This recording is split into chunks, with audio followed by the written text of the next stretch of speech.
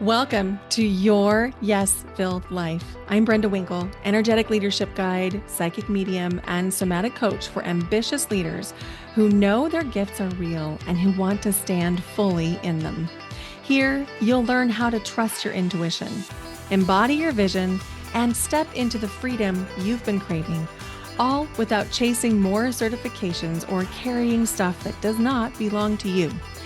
Every week, I'll share powerful practices and conversations with thought leaders and changemakers that help you transform your vision into embodied confidence, claim your gifts without apology, and lead with both clarity and freedom.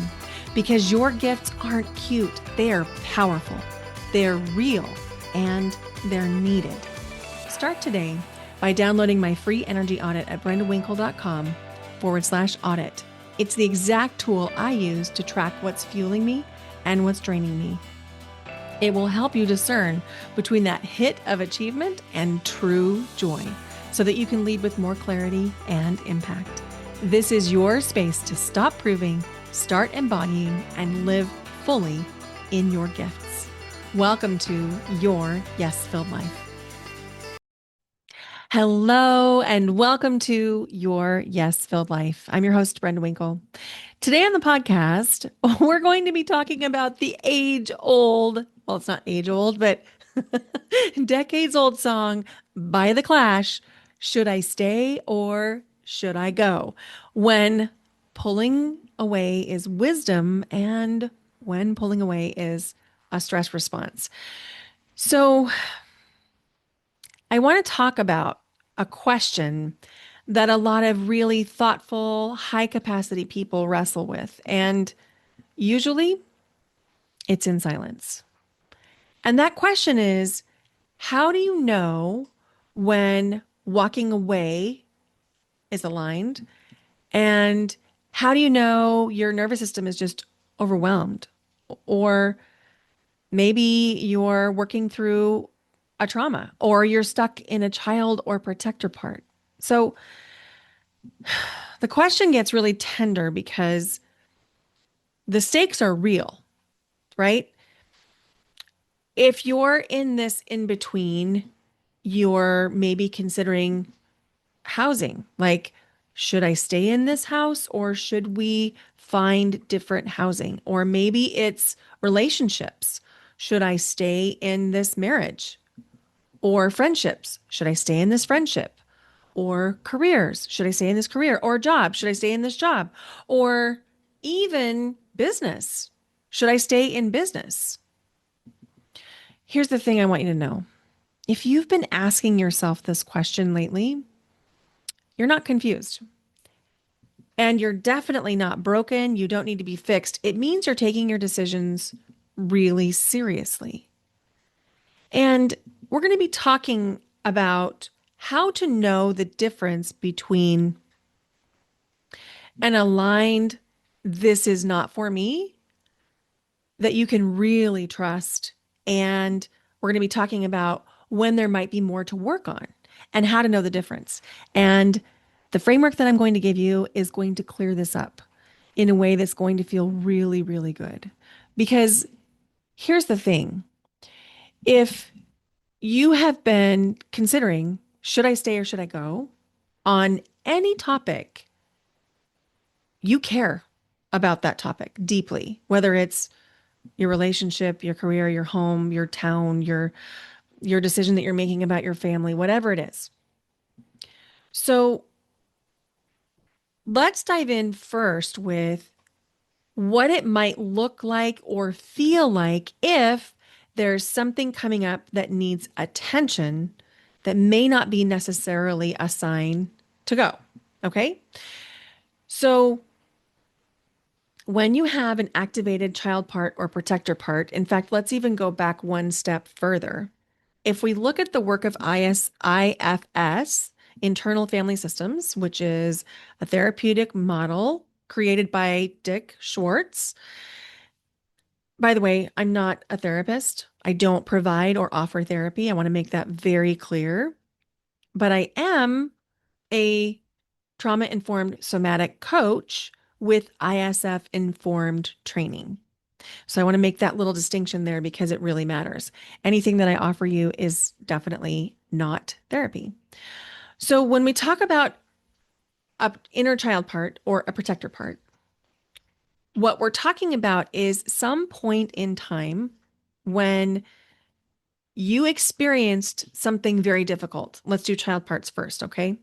So doesn't actually have to do with childhood. You could have a child part that's 45. That happens a lot in my practice as a somatic coach, where someone will realize that there's actually a part. So what happens is when you're under-resourced or under-supported, and something happens that exceeds your nervous system capacity to cope, then what we have is trauma. And if you go on through that trauma, under resourced, under supported, resourced meaning maybe you don't have anyone to process through with those emotions or process the experience with, or maybe you literally are short on resources. It could be anything. And then you don't have the support that you need, then the trauma will create like a little freeze frame. And in that freeze frame, that time in your life is now freeze framed as a part. And that part with unmet needs is seeking to have those needs met in any way possible. This is the framework that's at work when you find yourself behaving like a petulant teenager and you're like, what's going on here? I am behaving like somebody I don't even know right now. Well, there's a child part that's been activated. It is an unmet need from a specific time period in your life. And let's be clear, you don't have one inner child, you have a whole preschool down there. And your preschool also has some extra old graduates because maybe you have a 45 or 55 or 65 or 75 or 85-year-old part in there too. So when you have an activated child part, that child part is trying to get those needs met. Now, the role of the protector part is just slightly different. It's a little bit more nuanced. The protector part is more like an archetype. In other words, the protector part has a job to do, a specific role that they play to protect you from further pain. So the protector part might be the manager or the perfectionist or the people pleaser or the firefighter. And so that role comes up, and that protector will prevent you from doing anything that might hurt you. It's your body's way of pumping the brakes when something feels scary or hard, or your nervous system reads it as a potential threat. In any case, whether it's a child part or protector part, doesn't really matter. What you're going to feel is a sense of urgency. You're going to notice looping thoughts, perhaps overthinking. You're going to feel an intense desire for relief right now or yesterday. And you're going to feel pressure to decide so that the feeling will stop. This is not wrong. It's not wrong. It doesn't make you bad. It doesn't make you weak. You don't need to be fixed. You're not broken.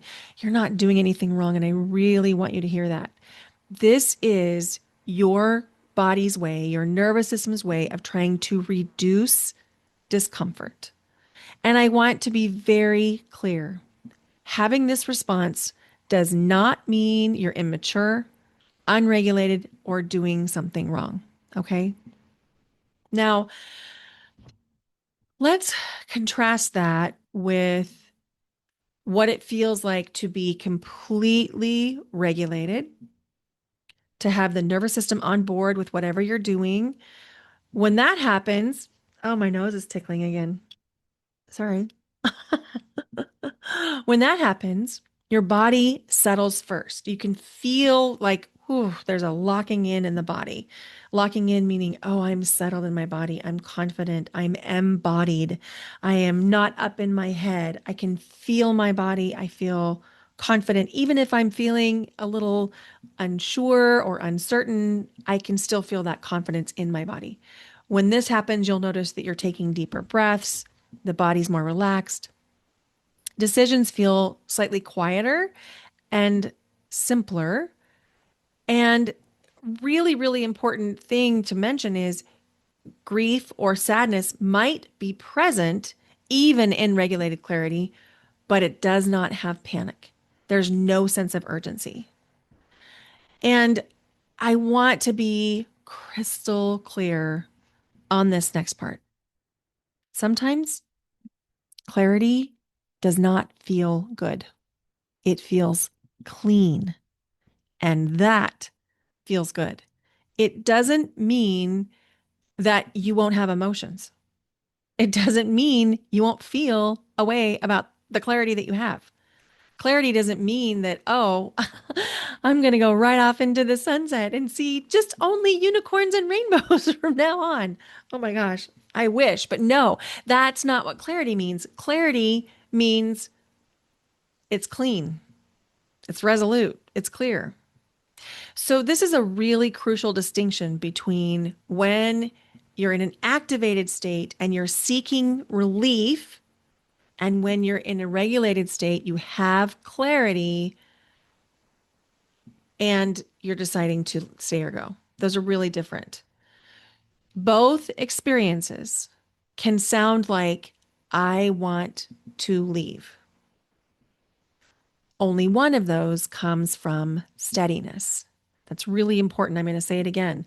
Both experiences can sound like, I want to leave. Only one comes from steadiness.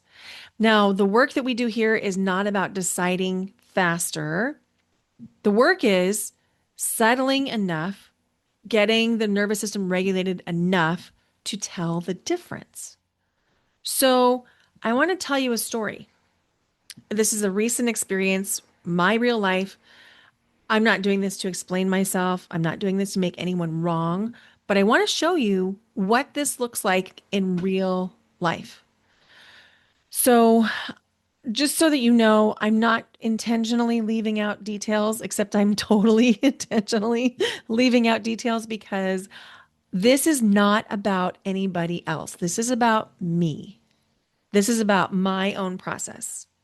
So, I recently came across an opportunity, and the opportunity made sense. I took my time. I didn't rush it.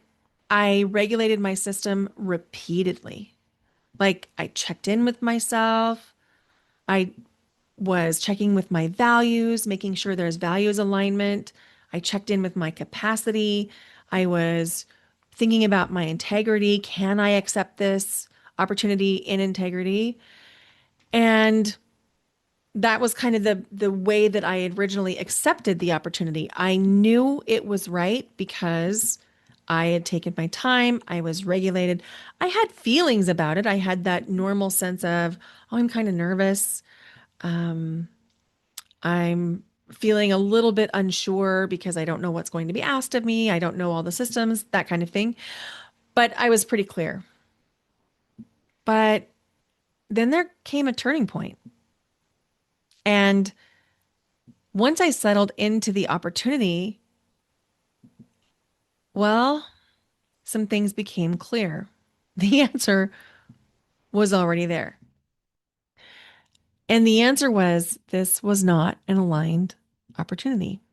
And I didn't leave because I was uncomfortable. If I would have left because I was uncomfortable, I would have been doing it because I had an activated child part or protector part. If I would have left to seek relief, that would have been an activated child part or protector part. When we do things just to seek relief, sometimes we can miss the mark a little bit, but that wasn't the case for me. I was completely regulated. I was completely calm.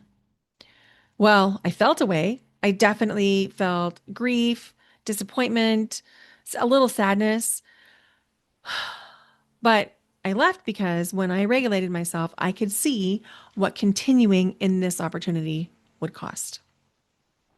So, here's something that I'm seeing more clearly than ever, and it's really important. So if you've been multitasking, I want you to come back to me right now to hear this, because this experience taught me something which I've known but didn't quite have the language for until right now.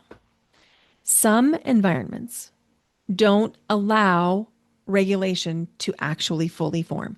They will not allow you to regulate your emotions or your nervous system. Some environments, especially high pressure environments.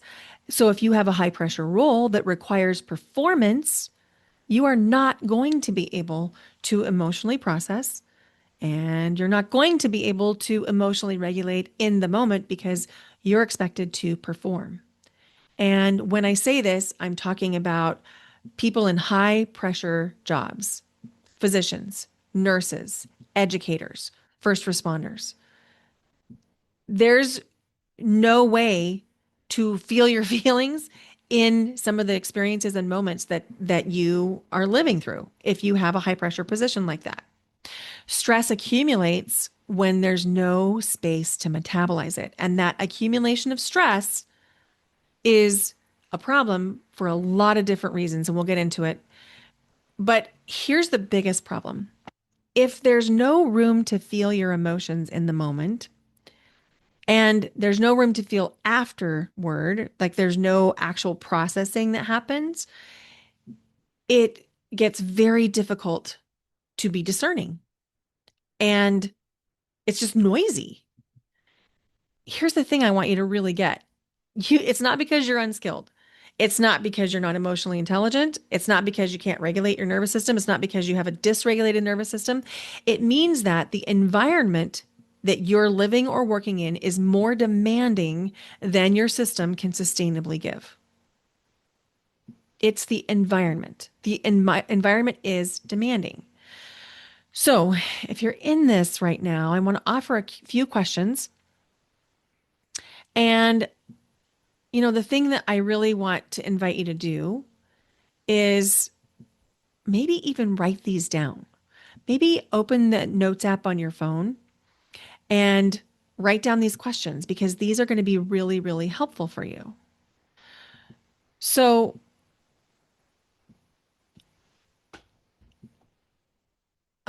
I'm pausing to think.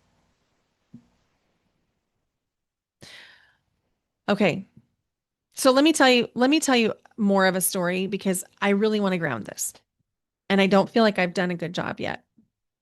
I was in a situation I was in a situation a couple of weeks ago, and this was a repeating kind of a situation where there was a weekly gathering that was happening. The gathering was very fast paced, very high pressure. And in the gathering, when I was leading a group of people, there were a lot of moving parts. There were a lot of personalities, a lot of things that needed to happen, and a ton of competing priorities. When I got there the very first time, I could feel that there were competing priorities, but I didn't understand the impact that those competing priorities were having on me. The second time I went, I could feel in the moment that I was having a hard time articulating. I was searching for words. I wasn't remembering things that I normally remember, and I was making mistakes. And it's not that I never make a mistake. I do. I make a ton of mistakes, but I was like in my zone of genius and making mistakes. And I could feel myself holding back, and I could feel myself not fully engaging, and I could feel myself not defending myself. Like there were some things that were not great directed at me, and I didn't defend myself. I knew they felt bad, but in the heat of the moment, and by the way, I teach boundaries, right? My friends call me the boundary queen. But in the moment, I did not feel empowered to set the boundary that needed to be set because of what I had been told about what it meant to be a part of this organization. So on the way home, I just had like an emotional release and I just cried in the car on the way home. And then I thought to myself, okay, I'm just going to try better. I'm going to try harder. I'm going to do it another time. So I worked to prepare myself a little bit better, worked to better understand the organization.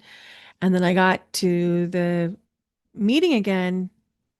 And this one was different. The dynamics were slightly different. There were a few less people there, but the pressure was higher. There were some really pointed things said, and there was a level of rudeness and disrespect directed towards me, which is not okay and not typical for me to tolerate, even for a minute. I have spent the last 19 years unpacking the damage that an abusive marriage had on me. And it literally has taken 19 years. And so to be in a position where people were not being kind to me, in fact, openly unkind, and then to have other people not say anything and just have it go sort of unchecked was really painful. And I went round and round and round in my mind on, is there a lesson here that I'm supposed to learn about how to stick in it longer, to try harder, to talk more, to, communicate better? Is that the lesson? And I really sat with that question, and I noticed myself getting into the overthinking loop. Like, what am I supposed to do? Am I supposed to learn from this? Am I supposed to just keep trying and let it evolve? And so then I thought to myself, okay, Brenda, you are activated. I was activated. I was crying. I was literally crying in my garage when I parked my car in the garage on that second time. And so I just took some time and I said something to myself, and I'm going to invite you to say this right now too. I just patted my hand on my heart like I would pat a baby's back. And I just said, Brenda, you're doing the best that you can. And I just repeated it over and over and over again. Brenda, you're doing the best that you can. And as I said that, I could feel my eyes filling with tears, just like they are now. And I could feel a softening, like an emotional softening. And then because I acknowledged to myself the pain that I was in, I was able to take some deep breaths. And then I started a little bit of tapping on the collarbone point. I took some more deep breaths. I got my body regulated. And then I was clear. It doesn't mean I didn't feel the pain, but I was clear. I was not running from something. I was protecting myself in wanting to leave. I didn't want to leave because I was avoiding. I wasn't avoiding a lesson. I wasn't avoiding an opportunity to have a conversation. I wasn't avoiding an opportunity to build relationships. I wasn't avoiding an opportunity to like deepen into whatever. I was protecting myself. And it took me this experience over the past few weeks to realize that is the difference. That's the discernment. When you're regulated and you're calm, there's clarity. There's a deep knowing this is for me or this is not for me. There's a deep knowing. And then I also want to normalize that as soon as you get back into motion, let's say it's the next day or the next week or whatever getting back into motion looks like for you, for most of us, there's going to be a few moments of gaslighting ourselves where we'll tell ourselves, it's not that bad. Oh, I think I made too much of it. I'm making mountains and molehills again. Maybe I really am just too sensitive. And I'm telling you this because I went through this week. Now, I will admit that there's a level of frustration that comes with this because I do this work all the time. And yet I found myself right back in that place. But we've been talking about identity on the podcast for the last several weeks, and this is part of my identity shift. I've also alluded to the fact that I'm moving through my own identity shift, and it has a lot to do with up-leveling my standards of what is acceptable to me, what I will tolerate, what I will not tolerate, what I am available for, and what I am no longer available for. And that identity shift is still settling in because not to get too weird or woo-woo on you, but I feel like I have just collapsed time and moved another timeline. Like I don't recognize myself. I don't recognize the clothes in my own closet as being comfortable to me. They feel like an old version of me. They feel like it's just not old, like old in age, but like former. Like, what is it that I'm even wearing right now? It doesn't feel like me. And to have this realization that I still felt like it was difficult for me to actually choose me made me realize, oh, this is the disconnect. Because you know what? When I'm just home and I'm doing my work and I'm working with clients and I'm teaching inside of my group programs and I'm inside my membership, the spiritual CEO, it's very easy for me to maintain a completely regulated nervous system state. It's very easy for me to be crystal clear on this is aligned, this is not aligned because I'm completely regulated. But out in the wild being, the rest of our lives, when we're not with like-minded people, we're not with other empaths, we're not with other intuitives, we're just like out in the jungle that is the world, the problem becomes the world is so pressurized and moving so quickly that it becomes difficult for us to discern, am I wanting to walk away from this because I'm trying to avoid something that I should be actually facing for my own personal growth and evolution? Or am I wanting to walk away from this because it's actually aligned for me? And the answer lies in the regulation. When you can get your body completely regulated, body's completely calm, emotions are completely calm. That might mean you feel sadness or grief or anger or unfairness, but you're completely calm. There's no other backstory. There's no like, but he said, but she said, there's no blame. There's like a neutrality. Then it's time to go. So, this kind of discernment does not come from pushing harder. In fact, the harder you push, the more confusing it will get and the more gaslighting you'll do for yourself. Ask me how I know. This discernment, a level of discernment like this, comes from having space, support, and time in your body. So, whatever that means you need to do, invitation to do it. That might mean that for the first time ever, you set a timer on your phone for 10 minutes and you pull over somewhere on your way home from work and you just allow yourself 10 minutes to process whatever happened. Maybe you take some deep breaths. Maybe you talk to yourself. Maybe you pat your chest and just say to yourself, you know what? You did the best you could today. Maybe you tap on a shoulder or a collarbone point. Maybe you journal. Maybe you voice note. Maybe you just cry. I don't know what you need. Maybe you just need to release and just say, wow, that was a really hard day because let's face it, times are hard right now in the United States. I think they're hard anywhere, but they're particularly hard right now in the United States. And give yourself grace and time. So that would be one thing you could do. Pull over, give yourself 10 minutes.